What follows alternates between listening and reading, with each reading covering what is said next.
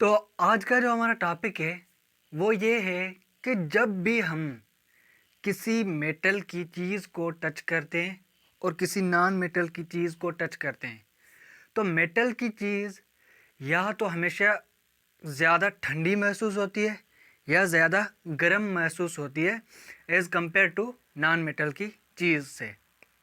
अब सपोज़ कर लें जैसे कि मेरे पास एक ये मार्कर है और एक ये गिलास है। तो अगर मैं इन दोनों को अभी टच कर रहा हूँ तो मुझे गिलास ज़्यादा ठंडा लग रहा है और मार्कर इतनी ठंडी नहीं लग रही है जितना गिलास लग रहा है। तो ऐसा क्यों होता है? ठीक है। और ऐसे ही अगर आप एक हाथ में अपने में कोई मेटल की स्ट्रिप लें या बार लें और दूसरे में आप वुड या लकड़ी की बार लें तो क्या होगा? जो मेटल की रॉड होगी अगर वो सर्दियों की मौसम है या टेम्परेचर ठंडा है, सही है, इन्वायरमेंट आपका ठंडा है तो आपको ज़्यादा ठंडी लगेगी। जैसे कि अभी सर्दियों के मौसम में आप अगर किसी भी मेटल की चीज़ को टच करोगे तो वो ज़्यादा ठंडी लगेगी as compare to non metal. अब इसी मौसम में आप किसी ऐसी चीज़ जो मेटल की बनी हो, स्टील या एल्युमिनियम वगैरह की, तो वो ज़्यादा ठंडी होगी as compare to non metal. जैसे आप वुड को टच करेंगे या पेपर को टच करेंगे तो वो उतना ठंडा महसूस नहीं होगा। इसी तरह अगर आप गर्मियों की मौसम में एक मेटल की चीज़ को हाथ लगा दें और दूसरा नॉन मेटल की, सपोज़ कर लें एक आप स्टील की किसी चीज़ को टच कर रहे हो और दूसरा एक वुड की किसी चीज़ को टच कर रहे हो तो स्टील वाली चीज़ होगी वो आपको ज़्यादा गर्म महसूस होगी।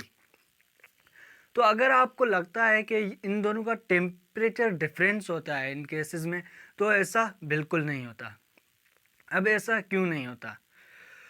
अब सपोज़ कर लें कि मेरे पास एक ये कप है टी का, तो इस कप को मैंने क्या किया है कि एक टेबल पे रख लिया है।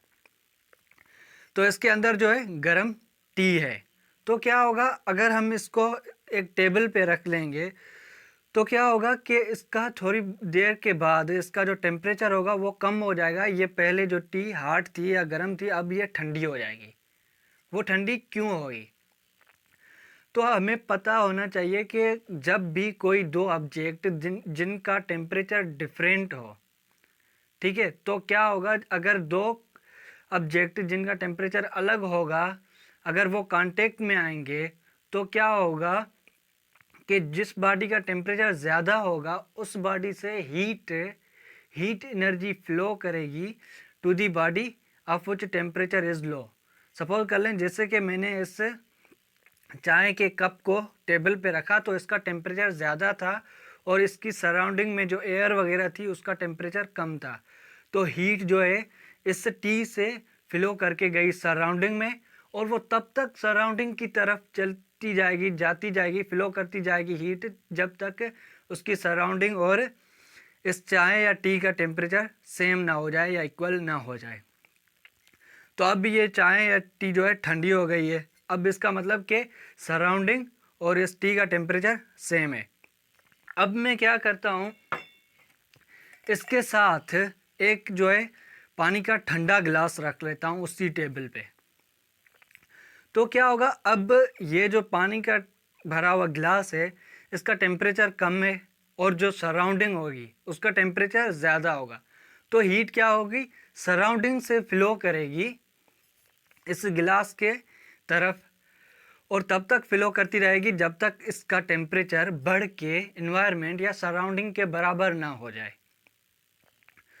तो जब भी सराउंडिंग के बराबर टेम्परेचर हो जाएगा तो इसके जो हीट फ्लो कर रही थी सराउंडिंग से इसकी तरफ वो रुक जाएगी।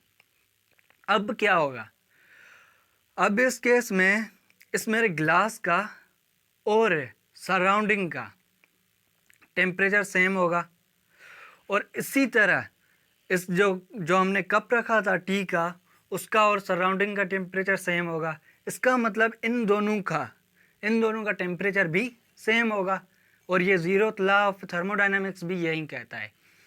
ठीक है, तो इन दोनों का टेम्परेचर सेम होगा। ठीक है, इसी तरह किसी भी दो ऑब्जेक्ट को या ज़्यादा ऑब्जेक्ट को एक ही सराउंडिंग में ज़्यादा देर तक हम रखेंगे तो उनका टेम्परेचर सेम हो जाता है। तो अब क्वेश्चन ये आ जाता है कि यार अगर इन ऑब्जेक्ट्स का टेम्परेचर सेम है तो इनमें से जो मेटल है वो हार्टर या कोल्डर फील क्यों होता है? तो ये होता है इनकी कंडक्टिविटी की वजह से। अब सपोज कर लें अभी जो है ना सर्दियाँ हैं, तो इसमें क्या हो रहा था कि जो मेरी बॉडी है उसका टेम्परेचर होगा ज़्यादा और मेटल का टेम्परेचर होगा कम। तो जैसे मैं इसको टच करूँगा तो मेरी बॉडी से हीट फ्लो होगी इसकी तरफ, और मेरी बॉडी जो सेंस करती है वो मेरे ही टेम्परेचर को सेंस करती है। तो मैं जब किसी मेटल की चीज़ को टच करता हूँ तो मेरी बॉडी से हीट जो है वो ज़्यादा ट्रांसफ़र हो जाती है उस मेटल की ऑब्जेक्ट की तरफ, और मेरी बॉडी का जो टेम्परेचर है वो लो हो जाता है और मुझे वो ज़्यादा कोल्ड फील होती है। और इसी तरह जब मैं किसी इंसुलेटर को टच करता हूँ तो इतनी हीट जो है इतनी ट्रांसफ़र नहीं होती, क्योंकि जो इंसुलेटर होता है वो इतनी हीट कंडक्ट नहीं करता, उस वजह से मेरी बॉडी की जो हीट इसकी तरफ ज़्यादा नहीं जाती, उस वजह से मेरी बॉडी का जो हीट जो है वो इस बॉडी की तरफ नहीं जाती और मेरी बॉडी का जो टेम्परेचर है वो ज़्यादा होता है। इसलिए जो ये जो मार्कर है वो हमें इतना ठंडा महसूस नहीं होता। इसी तरह सपोज कर लें अगर इसका टेम्परेचर ज़्यादा है, जैसे गर्मियों में मेटल का टेम्परेचर ज़्यादा होता है तो हम जैसे इसको टच करते हैं इससे ज़्यादा हीट हमारे हाथ की तरफ आ जाती है या हमारी बॉडी की तरफ आ जाती है, तो हमारी बॉडी का टेम्परेचर बढ़ जाता है तो हमें हॉट फील होता है। और जबकि इंसुलेटर की कंडक्शन कम होने की वजह से कम हीट फ्लो होती है, उस वजह से हमें टेम्परेचर इतना ज़्यादा फील नहीं होता और मेटल की चीज़ें जो गर्मियों में ज़्यादा हार्ड लगती हैं हमें।